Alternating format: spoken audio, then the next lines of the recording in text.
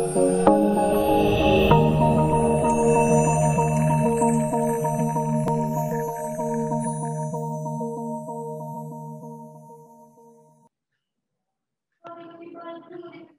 selamat malam. Kembali lagi bertemu dengan saya di pertemuan ke-8 mata kuliah Kemanusiaan Komputer ya. Nah, kali ini kita akan mempelajari mengenai securing network connection ya. Bagaimana cara kita dalam mengamankan jaringan komputer ya. Oke, seperti biasa, materi masih dikoordinasi oleh Pak Hadi Santoso ya. Dan juga menggunakan materi dari iClass.ecouncil.org. Oke, kemudian untuk objektifnya kalian bisa lihat di sini ya. Namun kita cepat saja ya. Nah, ini adalah modul flow yang akan kita pelajari. Yang pertama kita akan mempelajari wireless ya, jaringan wireless. Kemudian ini tidak akan kita pelajari karena teknis ya. Kemudian, ini juga akan kita pelajari wireless network security, bagaimana cara mengamankan wireless. Kemudian ini tidak akan kita praktekkan, dan yang di Mac OS juga tidak. Kemudian ini akan kita pelajari ya, bagaimana cara mengamankan jaringan ya secara umumnya. Kemudian adapternya tidak kita pelajari, dan troubleshooting-nya juga tidak. Jadi ada 4 flow utama yang akan kita pelajari, oke? Nah, untuk yang pertama, kita sebelum masuk harus mengenal dulu ya, atau mengetahui bagaimana rupa ataupun bentuk dari jaringan di rumah ya.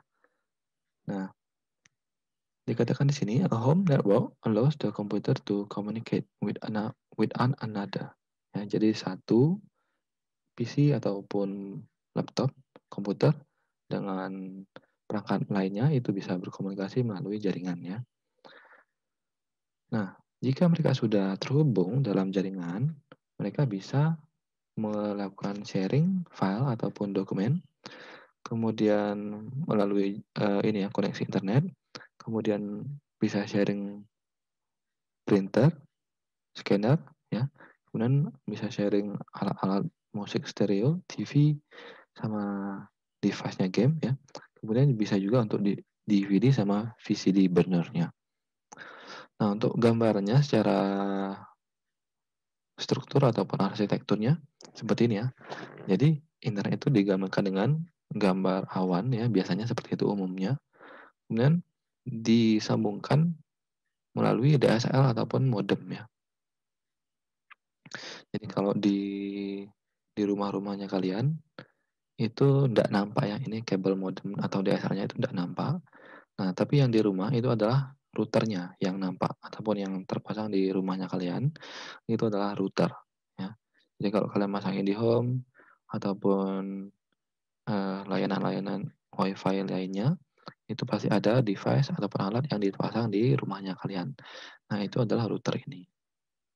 Nah, dari si router itu baru bisa koneksi ke perangkat-perangkat yang memiliki jaringan ya, misalnya printer, PC, gaming device, laptop, HP, dan sebagainya. Ya, itu secara umum dan secara sederhananya. Nah, kemudian alat-alat ataupun peralatan di ini jaringan terdiri dari beberapa hal seperti ini ya. Yang pertama adalah access point ya. Jadi access point ini adalah alat yang berfungsi untuk membuat central point dari konektivitas wirelessnya itu ya. WAP ya, WAP wireless access point. Kemudian pasti akan ada gateway ya. Jadi fungsi gateway ini adalah segala device ya yang terhubung pada jaringan ataupun lingkungan jaringan yang berbeda ya. Itu gateway ataupun jalurnya seperti itu dari satu perangkat ke perangkat yang lain. Kemudian ada transceiver ya, yakni adalah penggabungan dari alat yang berfungsi untuk transmitter, sama yang receive atau receiver. Kemudian kabelnya, dan juga ada terminal ya. Kemudian ada juga routernya, yang ini adalah peralatan yang bisa melakukan koneksi ke beberapa jaringan, peralatan jaringan ya, router. Kemudian ada hub ataupun switch ya, yang bisa digunakan untuk melakukan connect ataupun menghubungkan seluruh segmen dari jaringan-jaringan itu. Kemudian ada converter ya, digunakan untuk mengkonekkan, menghubungkan beberapa jenis atau, kabelnya ya, beberapa jenis kabel pada ataupun dalam, jaringan yang telah ada, itu converter. Kemudian ada network adapternya, kartu kartu kartu jaringannya ya, jika alat-alat atau perangkatnya kita itu belum memiliki jaringan atau driver jaringan. Kemudian ada modem ya, biasanya digunakan untuk mengkoneksikan perangkat tersebut ke jaringan. Nah, kemudian, nah ini adalah langkah-langkah untuk mengkoneksikannya, kita skip aja. Nah, ini adalah wireless network ataupun jaringan wireless ya, digunakan untuk menghubungkan komputer ke komputer yang lain atau perangkat lainnya tanpa menggunakan kabel ya, itu adalah wireless network. Pada saat ini, seluruh ya, hampir seluruh ataupun malah seluruh, eee, pihak-pihak, baik itu retail, bisnis, dan sebagainya, itu sudah menggunakan alat-alat yang memiliki ataupun memiliki fungsi, wireless ya dalam dalam kerjanya ya. Kemudian mereka juga menjadi populer ya, karena, penggunaannya yang mudah ya. Jadi kalau pihak-pihak ini mau menggunakan, menerapkan alat-alat wireless, itu penggunaannya adalah sangat mudah, ya. Kemudian Service Set Identifier atau SSID ya, adalah nama dari jaringan ya. Jadi setiap jaringan itu pasti ada SSID-nya, Service Set Identifier, ya identifier dari, jaringan tertentu. Kemudian seluruh perangkat yang ada pada jaringan tertentu ya, wireless jaringan tertentu, pasti memiliki SSID yang sama ya, SSID yang sama ini, supaya bisa berkomunikasi satu dengan yang lainnya. Jadi kalau mereka tidak memiliki ataupun tidak sama SSID-nya, mereka tidak bisa connect. Nah, gambarnya adalah seperti ini, ya. Jadi digambarkan seperti ini, internet itu pasti gambarnya awan, kemudian terhubung ke kabel modem atau DSLR modem. Kemudian ada routernya supaya bisa menyebarkan sinyal jaringannya, baru bisa ditangkap ke perangkat-perangkat tertentu. Misalnya di sini laptop dengan WiFi card-nya eksternal ya. Terus laptop dengan WiFi card internal, terus PC yang memiliki adapter eksternal ataupun Ethernet ya, eksternal. Oke. Ini setting up, kita lewati saja. Nah, terus kita masuk ke flow berikutnya, wireless network security. Ya. Jadi ancaman yang umum ya pada jaringan komputer ya, yakni adalah eavesdropping ataupun menguping ya kalau bahasa Indonesianya. Jadi si penyerang itu bisa menggunakan banyak macam tool ya untuk menemukan jaringannya kalian atau WAP-nya kalian, di mana mereka bisa mengambil SSID-nya ya. Jadi kalau mereka sudah memiliki SSID, mereka bisa masuk dan bisa berkomunikasi ke perangkat-perangkat di jaringan tersebut. Kemudian yang kedua ada data intersepsi sama data modifikasi ya. Jadi jika si penyerang sudah berhasil melakukan serangan, nah mereka bisa mengintercept dan juga memodifikasi data yang akan dikirim ke jaringan ataupun melewati jaringan ya. Kemudian denial of service atau DOS yang umum ataupun populer ya diketahui oleh orang-orang, DOS, denial of service, di mana mereka bisa mematikan ya ataupun melumpuhkan akses point dengan cara memberikan jamming ya. Jamming apa ya? Dengan noise ya ataupun kerusakan ya, noise. Kemudian mereka juga bisa mengubah routing-nya, ya, rerouting koneksinya untuk memastikan bahwa jaringan itu sudah mati ya. Atau juga bisa melakukan disconnect ya, disconnect pengguna-pengguna yang valid ya. Jadi kalau di denial of service ini cara kerjanya konsepnya adalah dengan cara membanjiri si server itu dengan banyak sekali request dalam satu waktu. Jadi kalau server itu sudah terlampau banyak menerima service layanan, nah mereka akan hang ya karena memorinya, RAM-nya itu habis terpakai untuk alokasi service-service-nya itu. Nah, akibatnya si server akan hang ya, jadi tidak bisa akses lagi ataupun tidak bisa melayani lagi permintaan request-request dari pengguna yang lainnya. Kemudian spoofing itu dikatakan di sini adalah walaupun kita sebagai pengguna itu sudah mendisable ya, tidak mengaktifkan fungsi broadcast ya atau menghidupkan atau fungsi MAC-nya, MAC control-nya pada wireless access point-nya, si penyerang masih bisa untuk menggunakan antena supaya mereka bisa mendapatkan sinyal dari si pengguna ya menggunakan SSID atau MAC address yang valid ya. Kemudian mereka juga bisa menggunakannya untuk mengancam ya impersonate unauthorized client ya. Itu adalah serangan jenis spoofing. Kemudian freeloading, si penyerang itu bisa menggunakan jaringannya secara gratis ya atau free melalui jaringan ya. Nah, kemudian rogue VLAN ya, ini si penyerang bisa melakukan instalasi pengguna yang tidak terverifikasi ya, tidak memiliki hak begitu WLAN-nya pada jaringan tersebut dengan mudah ya. Nah, kemudian jika kita menggunakan jaringan wireless, si penyerang itu bisa membaca emailnya kita, pesan-pesan singkatnya kita yang ada di jaringan. Kemudian mereka bisa memonitor website ya yang memiliki jumlah kunjungan dari pengguna. Mereka juga bisa mengcopy username sama passwordnya kita. Kemudian mereka juga bisa melihat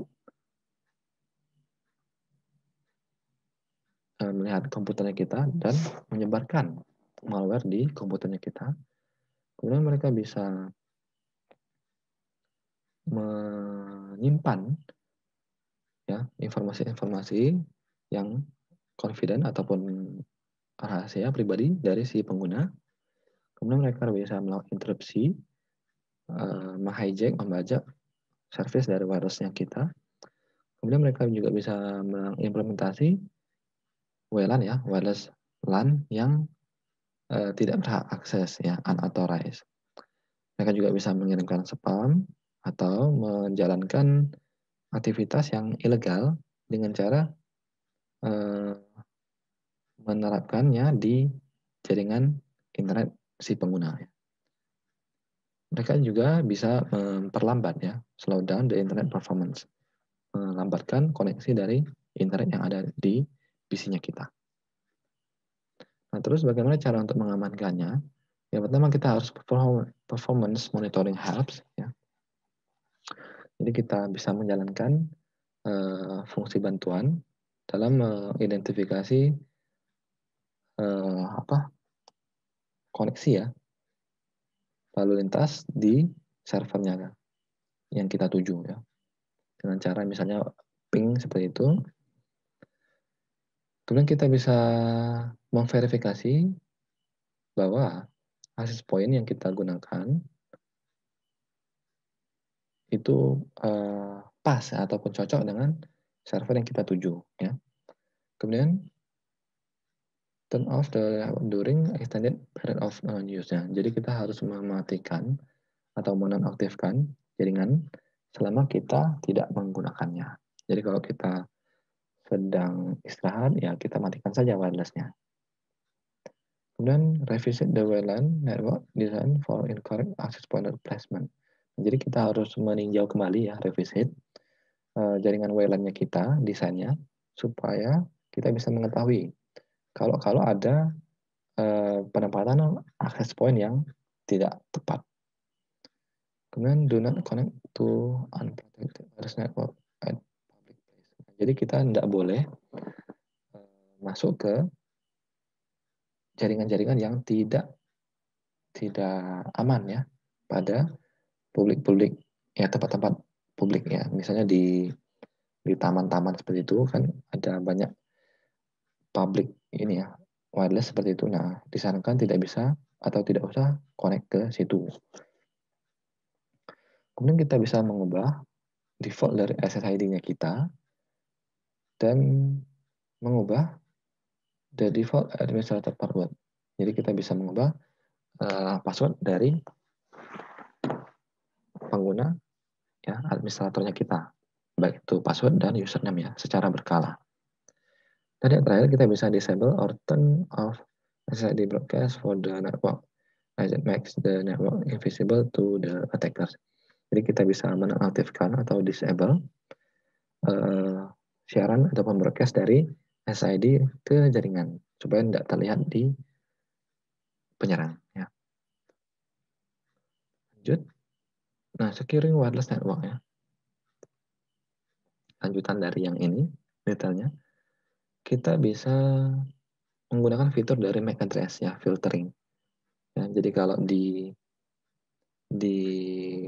kampus kita contohnya, kalau MAC address laptopnya tidak terdaftar, itu tidak bisa akses internet.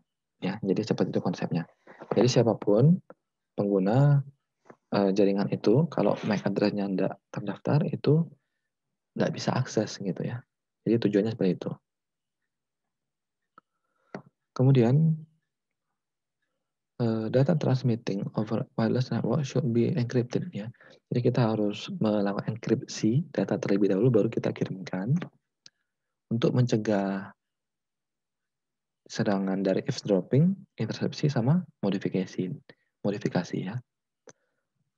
Jadi selanjutnya untuk mencegah denial of service ya, serangan denial of service atau DOS ya, kita bisa menggunakan autentikasi user ya. Kemudian yang keempat adalah unauthenticated access to the wireless network can be prevented by using VPN. Nah, jadi untuk mencegah akses-akses yang tidak berhak akses ya, kita bisa menggunakan VPN ya, atau dan IPsec. Kemudian yang kelima adalah VPN keep the communication safe by creating secure. Nah, jadi cara kerja dari si VPN ini adalah si VPN itu menyimpan ya ataupun menjamin bahwa komunikasi itu akan aman dengan cara membuat ya secure tunnels ya, jaringan yang seperti terowongan seperti itu, jalur ya, melalui data-data yang sudah terenkrip ya. Jadi kalau mudahnya kalian bisa membayangkan dalam satu terowongan pasti ada satu pintu masuk dan satu pintu keluar ya. Nah, jadi di VPN itu seperti itu. Ya, jadi hanya ada satu orang yang berhak akses dan hanya ada satu orang yang menerima yang berhak akses juga ya. Jadi itu aman. Orang tidak bisa melakukan penyadapan di situ. Kemudian yang keenam, a network should be scanned using software scanning tools. Jadi disarankan bahwa kita harus melakukan scanning ataupun scan setiap jaringan-jaringan yang ingin kita akses ya. Kemudian yang ketujuh, if the user is connected to an unprotected wireless network at public place, do not visit a website that requires a password. Nah, jadi kalaupun kita connect ke WiFi ya di tempat-tempat umum, disarankan kita tidak membuka website-website yang penting, yang membutuhkan kita untuk mengisi username sama password-nya kita, apalagi situs-situs yang perbankan, ya. Oke lanjut, kita skip yang ini sampai ke ini masih Mac ya, kita skip juga. Nah, kita masuk ke securing network connection ya. Ya, dengan cara adalah menggunakan firewall ya. Nah, secara default setiap kali kalian install Windows itu pasti akan ada wireless-nya. Firewall-nya ya. Jadi cara kerja dari firewall itu adalah seperti ini ya. Ini adalah internet, kemudian ini adalah firewall-nya, dan ini adalah jaringan yang kalian akses ya, ataupun posisi dari kalian itu di sini ya. Nah, jadi si firewall itu akan memfilter ya, mana data-data yang aman, mana data-data yang tidak aman ya. Jadi kalau misalkan kita akses suatu situs, nah terus masuk ke firewall ya, dianggap oleh si firewall itu aman, akan diteruskan ke kita. Namun jika si firewall itu menganggap bahwa data kita itu tidak aman, dia akan membloknya ataupun memblokirnya langsung. Jadi tetap hidupkan firewall Anda, firewall kalian ya. Kemudian kita juga bisa menggunakan antivirus ya. Nah, terus disarankan kita untuk menggunakan password yang kuat ya. Diketikkan di sini terdiri dari 8 sampai 10 digit ya, dengan huruf, angka, dan spesial karakter. Kemudian kita bisa melakukan backup ya secara reguler ya, baik itu backup di hard disk atau backup di online atau di cloud. Kemudian kita bisa mempelajari ataupun menggunakan fungsi enkripsi ya atau kriptografi supaya jika kemungkinan terburuk PC-nya kita tersadap, nah si penyerang itu tidak akan dengan mudah bisa melihat berkasnya kita atau data-datanya kita. Nah, terus kita kalau mau masuk ataupun mau browsing, itu harus menjamin ya bahwa situs-situs yang kita buka itu sudah memiliki fitur security di domainnya dia. Contohnya adalah menggunakan HTTPS seperti ini. Jadi kalau kalian buka detik.com, itu pasti akan ada HTTPS di depannya. Kemudian ada fungsi ataupun ada icon gembok ya di browser yang kalian buka. Ya, kalau situs itu sudah aman ya.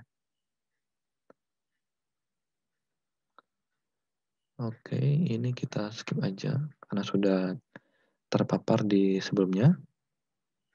Network adapter itu sudah, dan troubleshooting itu tidak perlu kita bahas. Jadi untuk pertemuan kali ini saya cukupkan sampai di sini dulu.